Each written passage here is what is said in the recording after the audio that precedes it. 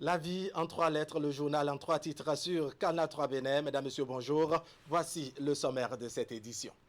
L'actualité nationale avec ce acte de vandalisme qui vient priver les habitants de l'Otchodaro et environ d'eau potable. Des individus non encore identifiés ont dérobé notamment la pompe à motricité humaine qui desservait les populations en eau. Le désarroi s'est installé au cours de la semaine dans cette localité du département du Zou. Imet Hélène Amoussou nous en dira plus dès le début de ce journal. Et puis, 8 individus qualifiés de trafiquants de chanvre indien ont été appréhendés dans la commune de Semepodi. On parle d'environ d'une tonne de ce produit prohibé en leur possession. Le commissariat de l'arrondissement central a fait connaître à la presse les 6 Béninois, un Nigérian et un Togolais qui composent la bande. Explication du capitaine Salou Bachabi à suivre dans un instant. À suivre également ce élan de générosité de Pélagie la Vibreuse et de sa maison de production S. Laura Production. Vendredi dernier, l'artiste est allé fêter la Noël avec les nouveau-nés et leurs parents à l'hôpital de zone d'Abomey-Calavi. C'était en résumé de forts moments de joie et de bonheur. Nous dirons Teddy Goudalo et Asiongon Kani Asiongon. Voilà le sommaire. Bienvenue. Bonjour à tous. Tout d'abord, cette mauvaise nouvelle qui a réveillé avec sursaut les habitants de l'Otchodaro et environ une localité à cheval entre Boycon et la commune voisine de Djidja dans le département du Zou. Des individus non encore identifiés ont saccagé l'adduction d'eau potable qui soulageait les populations. Ils ont également emporté la pompe à motricité humaine qui constitue l'essentiel de l'ouvrage. Hommes et femmes de l'Otchodaro crient au secours et appellent les autorités à agir. Voici maintenant leur cri de cœur résumé dans ce reportage de Imet Hélène Amoussou. Installée dans l'enceinte de l'école primaire, la pompe du village de l'Otchodaro a disparu.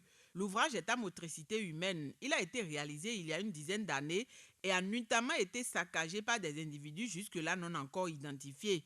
Les indélicats, pendant leur acte incivique, ont endommagé la partie maçonnerie de l'installation, puis emporté l'essentiel de l'ouvrage. On a constaté le 23 novembre passé que les voleurs sont venus détruire toute la pompe.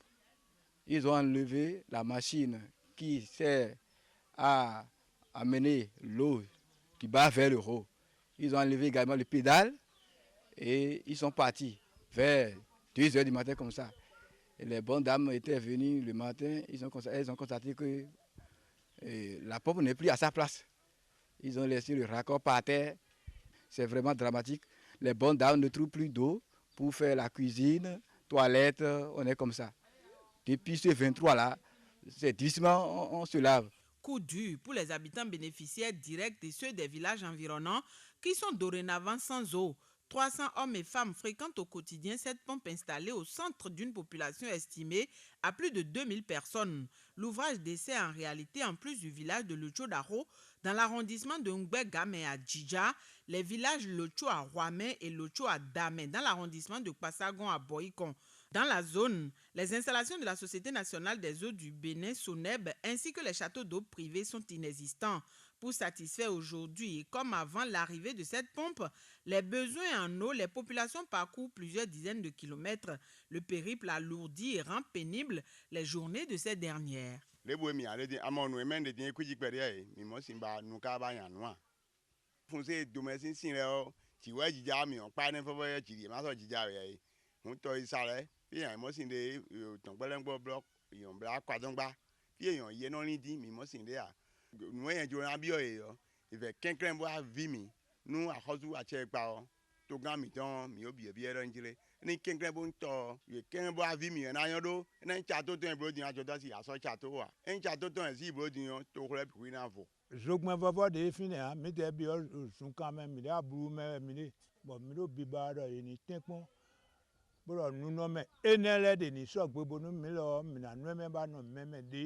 femmes là sont en train de pleurer.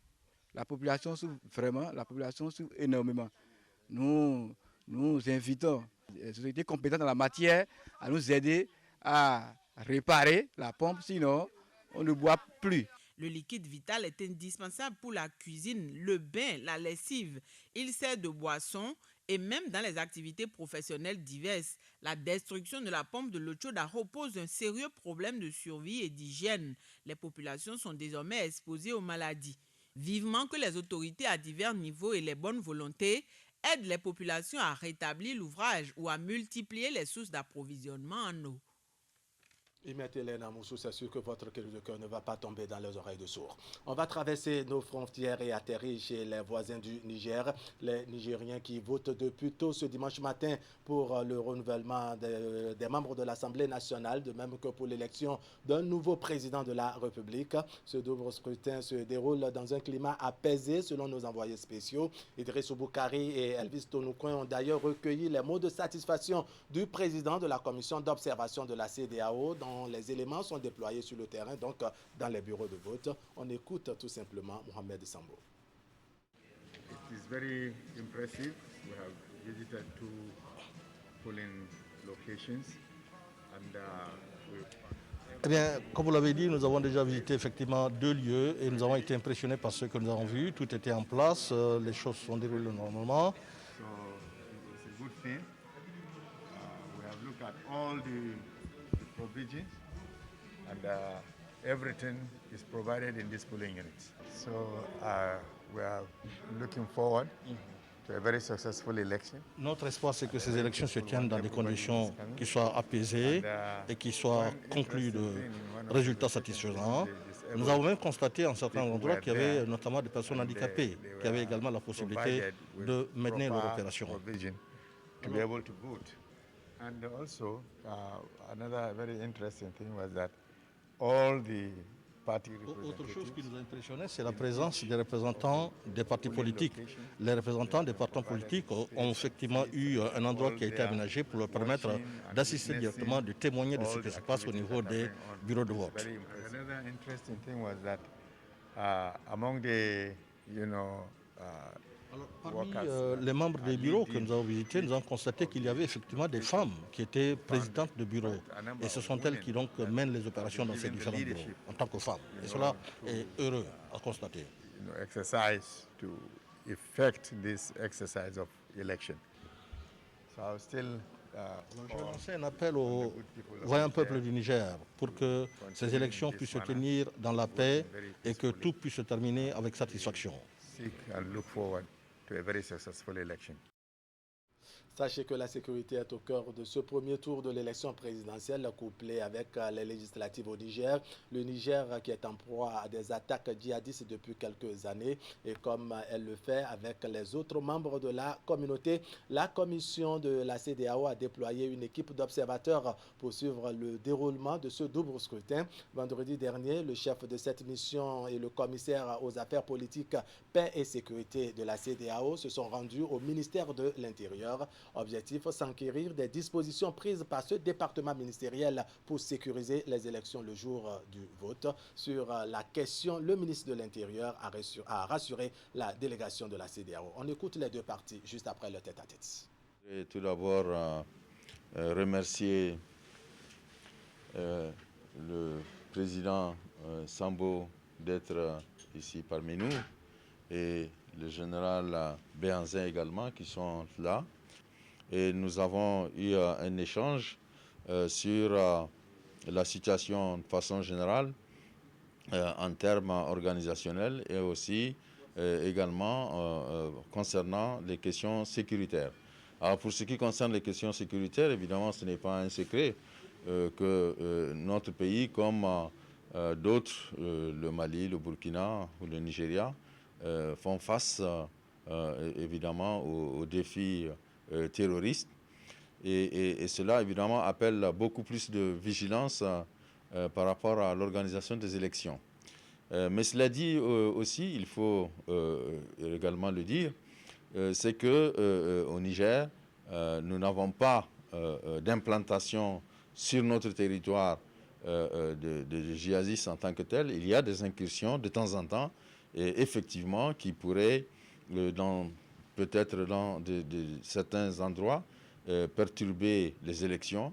Mais ce que je peux vous dire également, c'est que nous avons pris toutes les dispositions nécessaires afin que ces élections se déroulent dans la paix et la tranquillité. Il y a un état-major mixte sécuritaire qui a été mis en place spécialement pour la sécurité. Un plan de sécurisation des élections a été élaboré et actuellement mis en œuvre. Et nous avons également demandé à nos amis et partenaires de nous appuyer dans ce processus-là. Et donc, un cordon sécuritaire, évidemment, a été mis en place et nous pensons que cela va se dérouler dans de bonnes conditions. I'm highly impressed. Je suis très impressionné par l'accueil du ministre de l'Intérieur et du dispositif mis en place dans le cadre de ces élections. Le ministre nous a rassuré de ce que les élections seront paisibles, transparentes et acceptables par tous. And this is for the fact of the commitment of the administration toward, establishing. L'engagement des autorités républicaines est très fort dans le cadre de la démocratisation réelle du Niger et qu'à travers ces élections qui vont se dérouler, ce sera une passation de commandement en bonne et due forme d'un régime à un autre. To the next elected democratic government successfully. Moi-même, le chef de la mission d'observation électorale de la CEDEAO, je suis venu avec l'équipe technique de la CEDEAO, apporter le soutien régional à la République sœur du Niger qui est membre à part entière de la CEDEAO. Voilà des propos recueillis par nos envoyés spéciaux Idriss Boukaré et Elvis Tonoukouen. On revient au Bénin, plus précisément à Lokossa, dans le département du Mono. Lokossa qui compte de nouveaux heureux. C'est la résultante donc de la tombola des factures normalisées initiée par la Direction générale des impôts. Les gagnants sont repartis avec leur lot mercredi dernier à la faveur d'une cérémonie organisée à ce effet. Compte rendu, Geoffroy Messin. Voici des heureux gagnants de la tombola des factures normalisées de la période allant du 11 au 17 décembre dernier. Ils sont rentrés ici à l'hôtel Leng de Lokossa en possession de leur lot. Ce jeu, lancé officiellement en juin dernier, est une initiative de la Direction générale des impôts à l'occasion de ces réformes. Son organisation est placée sous la supervision de Maître Maxime René Assogba, huissier de justice près la Cour d'appel de Cotonou avec l'appui technique de la Direction générale de la Loterie nationale du Bénin. Monsieur le directeur général adjoint des impôts, représentant le directeur général, après les formalités d'enrôlement des titulaires des factures normalisées tirées le vendredi dernier et conformément au règlement de la tombola facture normalisée, je constate et j'atteste, sous le contrôle du représentant de la Loterie nationale du Bénin, que les tirages des gagnants dont la liste vous a été communiquée ne souffrent d'aucune irrégularité. Ils sont déclarés définitivement gagnants des lots sus-indiqués. De cette cérémonie, les gagnants des lots de 200 000 et 100 000 francs CFA ont reçu des chèques du Trésor public. Ceux des lots de 20 000 et 50 000 francs CFA ont reçu leurs gains par transfert électronique. Si moi j'ai quelque chose à dire aujourd'hui, c'est que tous ceux qui sont dans cette salle puissent nous aider par leur témoignage à faire connaître ce jeu et à encourager tous ceux qui sont autour d'eux à rester vigilants, à réclamer toujours les factures normalisées, encourager également les entreprises et toutes les structures qui sont dans la réforme. Le jeu des factures normalisées a pour but d'encourager les consommateurs à l'adoption de la réforme. Il est ouvert à toute personne, consommatrice finale, résidant sur le territoire national, à l'exception des agents de la DGI et des structures partenaires d'appui technique dans la mise en œuvre de la réforme. Nous sommes là ce matin parce que nos concitoyens de Lokossa, certains parmi eux qui ont acheté des biens et des services, ont exigé des factures normalisées, l'ont obtenu auprès de leurs fournisseurs, l'ont gardé par devant eux et au tirage de la tombola des factures normalisées, certains numéros ont été tirés et ils sont devenus des heureux gagnants de cette tombola-là. Dans le lot de nos concitoyens, c'est sûr qu'il y aurait des gens qui doutent encore. Vous devez servir de relais auprès de ceux-là. Vous devez leur dire que c'est une réalité et ça participe de la construction de notre pays. Et par conséquent, toutes les fois, chaque fois et à tout moment, quand vous ferez des opérations d'achat de biens ou de services, vous devez réclamer et exiger cette facture normalisée et ça, vous assurer que cette facture, elle est vraiment authentique.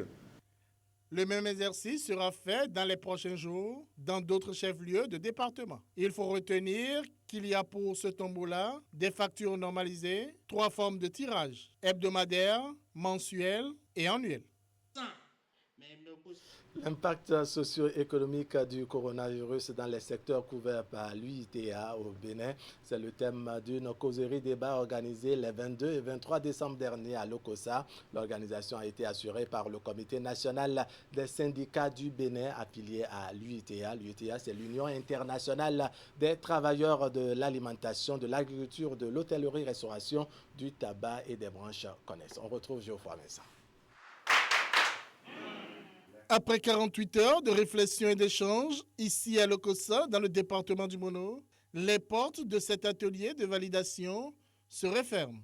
Mais avant, les participants ont eu à renchérir et valider les résultats d'une étude menée par 2 experts consultants sur l'impact socio-économique du coronavirus dans les secteurs couverts par l'UITA au Bénin.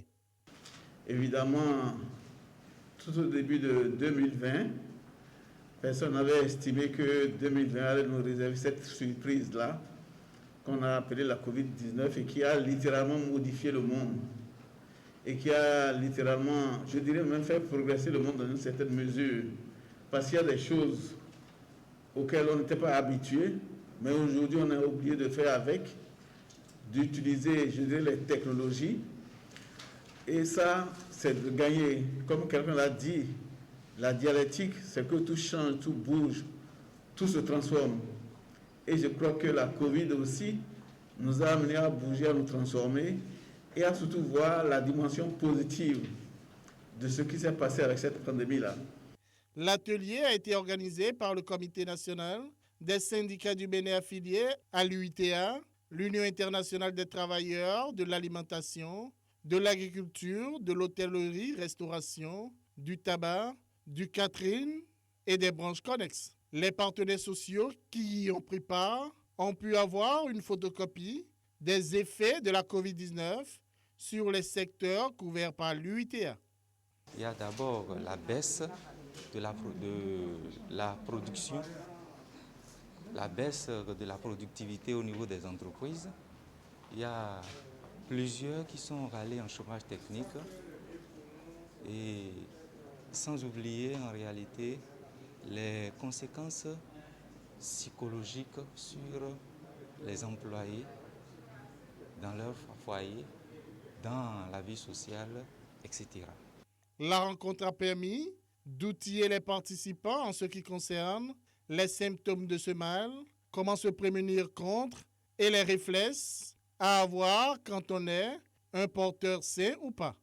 C'est comment nous comporter, toujours se déplacer avec les masques, se laver les mains avec du savon et utiliser aussi les gels alcoolisés dans le milieu de travail. Et nous remercions surtout l'UITA qui a organisé cet atelier à notre profit. Nous remercions aussi les organisateurs. Nous remercions aussi les experts consultants qui nous ont donné le document sur qui nous avons basé pour faire le travail. Cette rencontre qui s'achève sur des notes de satisfaction a bénéficié de l'appui technique et financier de la Fondation Friedrich Herbert.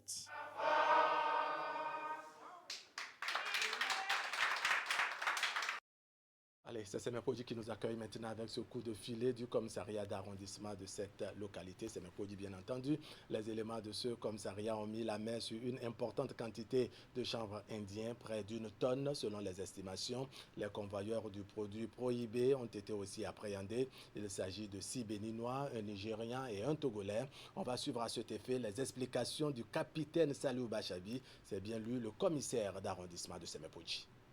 À ma prise de service au commissariat de Semepoji, j'ai eu l'information que la commune de Semepoji est une plaque tournante des trafiquants de stupéfiants. Suite aux informations qui nous sont parvenues dans la nuit du jeudi 24 au vendredi 25 décembre 2020, faisant état du déchargement d'une marchandise le long de la plage de Semeoukou. Suite à cette information, une équipe dirigée par mes soins est descendue sur le terrain. Suite à cette opération, 12 sacs contenant des emballages de chanvre indien ont été arrêtés et conduits au commissariat. 8 éléments ont été appréhendés et mis en garde à vue. Le compte rendu a été fait à monsieur le procureur de la République, à la hiérarchie.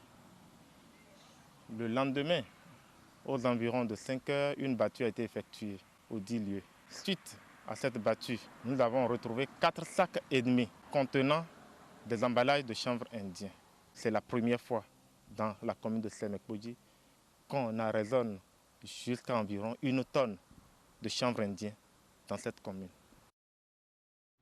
Explication du commissaire d'arrondissement de Semekpoudji sur des propos recueillis par Emma Rodonou et Tubo Aroloupé. On s'intéresse maintenant à la nativité du Christ avec le complexe scolaire et universitaire clé de la réussite qui a sacrifié à la tradition pour ses apprenants de la maternelle et du primaire. Comme c'est de coutume, l'administration a sorti les grands moyens pour faire connaître aux enfants la joie de cette fête. Cette année, l'événement s'est déroulé sur le site d'Abomey-Calavi et plusieurs dizaines d'apprenants ont été honorés. Précision, Narcisse Alossé et Rachid Soubéron. Ambiance de grands jours ici au complexe scolaire et universitaire clé de la réussite. Emportés par l'ivresse de la fête de la nativité du Christ, ces bouts de chou se sont éclatés l'instant d'une après-midi. Dans leur rang, des talents en herbe qui se sont révélés au grand public.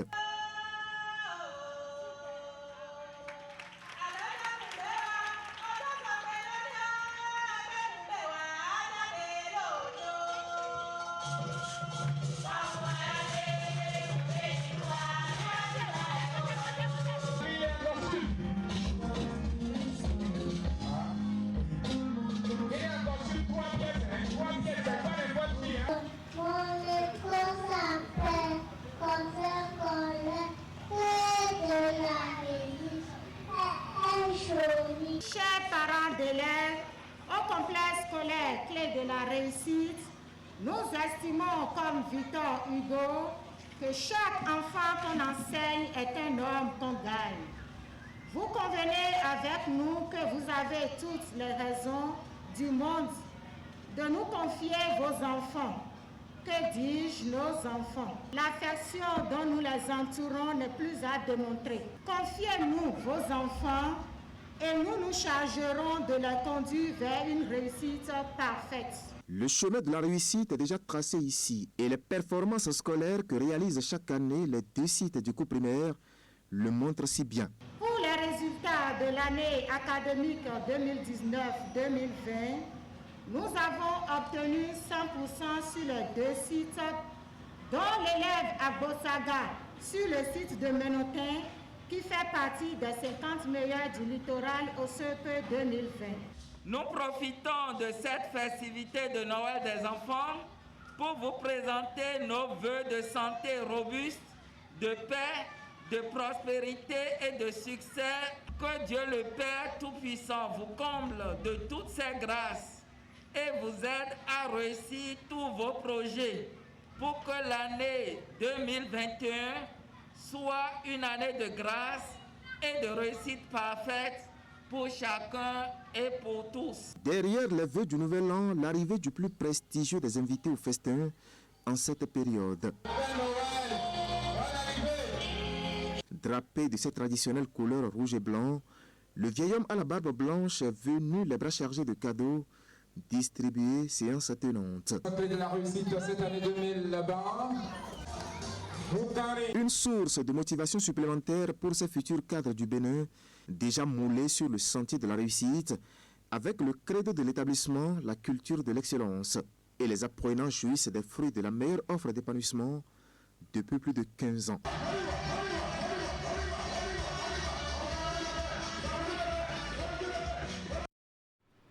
Voilà, il y a eu la même ambiance ou presque à l'hôpital de zone d'Abomey-Calavi le 25 décembre dernier. Pélagie, la vibreuse et sa maison de production, la Aura Production, ont choisi ce centre de santé pour apporter leur assistance et la joie aux nouveau-nés et à leur maman. L'artiste y était, les bras chargés de kits et de quoi soulager ceux et celles qui étaient en difficulté vis-à-vis de la comptabilité de l'hôpital. Voici les détails avec Teddy Goudalo et Asion Kani Asiongo.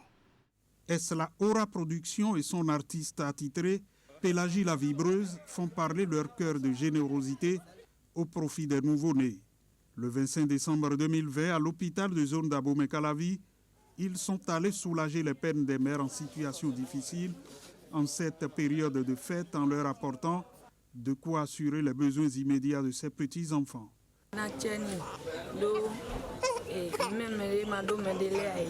Toutes nos gratitudes à l'artiste et sa maison de production. Soyez bénis davantage. J'ai vu tout ce qu'elle nous a offert avec sa maison de production. Ce qu'elle a donné. Elle peut croire que c'est petit, mais c'est beaucoup. Ça doit sauver des vies. Tout ça, c'est des effets qui sont très très utiles à la maternité. Peut-être que dès demain, on va commencer par utiliser ces effets. En plus de cet acte, bien de familles, dans le souci de paiement des frais d'accouchement, ont pu rejoindre leurs maisons respectives grâce à Pélagie la Vibreuse à travers la Aura Production.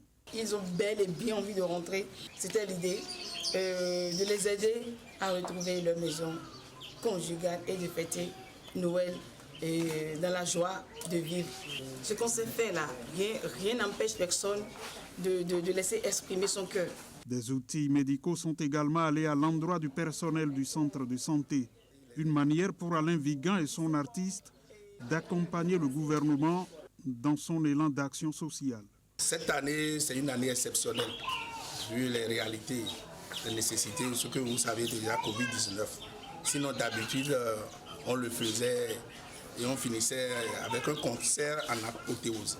Nous sommes venus avec ces quelques matériaux que vous constatez, les matériaux du travail, les tambours, tensiomètres électriques, les plateaux avec leurs couvercles et avec des vivres et de quoi faire ou de quoi donner de la joie au cœur des mamans et de ces nouveau-nés. Ce geste de générosité a lieu depuis près de 10 ans. Pélagie la Vibreuse et la Aura Production ne comptent pas s'arrêter en si bon chemin, car apporter la joie au cœur des êtres vulnérables constitue leur priorité. Voilà, on parle à présent culture et œuvres d'art avec le Carnaval international de Ouidah qui est en pleine préparation. L'événement se tiendra en décembre 2021 pour faire découvrir les merveilles de cette ville historique aux Béninois, aux étrangers et aux touristes. Mais en attendant, ce carnaval livre sa partie, une partie de ce projet. C'est le vernissage à travers les œuvres de l'artiste Pascal Kodjo Avoko qui a commencé depuis le 23 décembre dernier. Reportage à Asion Kani Asiongo et Henri Ganti. Ouidah voyage à travers le vernissage de l'artiste Pascal Kodjo Avoko. Et comme les résidents de la cité historique, les touristes et les visiteurs découvrent aussi les œuvres de cet artiste peintre dont les inspirations sont nombreuses. Des couleurs, des portraits, des paysages, tout un art qui montre les qualités de l'homme. Vous êtes ici, vous rentrez dans les œuvres, vous rentrez dans les couleurs, vous rentrez dedans correctement. Et à ce moment-là, qu'est-ce que vous sentez? C'est un peu spirituel. Vous rentrez dans les œuvres et vous cherchez à comprendre. Inutile de demander ça là c'est quoi, ça là c'est quoi. Non. Rentrez dans les œuvres, rentrez dans les couleurs. Qu'est-ce que ça vous fait quand vous rentrez dedans? C'est tout. Pascal Kodjo Avoko laisse le visiteur découvrir de lui-même les messages que véhiculent ces tableaux. Il l'invite à un effort personnel de compréhension. Les visiteurs donnent leurs appréciations du vernissage. Pour la mairie, c'est important que des manifestations de ce genre se multiplient dans la ville. Parce que nous ambitionnons d'être une destination touristique de premier choix. D'accord, en dehors des sites patrimoniaux historiques que le touriste va venir regarder, il faut qu'il y ait une offre en matière de production d'art, en matière d'animation culturelle. Et donc, c'est une grande chose qui se passe à Ouidah maintenant. Et comme ça va continuer, je ne suis pas de ces gens-là, mais je les écoute beaucoup. Il paraît que nous sommes à l'ère du Verseau et qu'il va y avoir beaucoup de bouleversements. Voici un beau bouleversement très positif qui se passe à Ouidah et pour Ouidah. C'est aujourd'hui que je vois ce qu'il fait et qui il est. Monsieur Avokpo, que j'ai vu dans son atelier, est très grand, immensément grand par rapport à monsieur Avokpo que je vois aujourd'hui. Pour le directeur artistique de l'exposition d'art, Wilfried Hungue, c'est beaucoup de choses à découvrir. Voyage parce qu'on peut être sur place et voyager. Voyager aussi, c'est de s'embarquer dans un train ou dans un vol. Aujourd'hui, nous avons demandé aux gens de venir voyager dans le milieu artistique, de venir voyager dans ce décor inhabituel de ce lieu d'histoire qui est le fort français de Ouidah. Voyager tout simplement parce que nous sommes en train de présenter actuellement le projet Carnaval international de Ouidah. Le présent vernissage est, selon le directeur artistique, une autre composante du projet Carnaval international de Ouidah. L'exposition qui a commencé le 23 décembre prendra fin le 17 janvier 2021. Le temps pour les passionnés d'aller savourer du beau, du rêve, du réalisme et de l'abstrait. Voilà, ce sera tout pour cette édition que je vous remercie d'avoir suivi. Derrière moi, toute une équipe, Francis Kokou au son, Hippolyte Somaro à la réalisation, Christelle au niveau de la réalisation, donc Hippolyte au niveau de la diffusion et Teddy Goudal au chef d'édition. Portez-vous bien.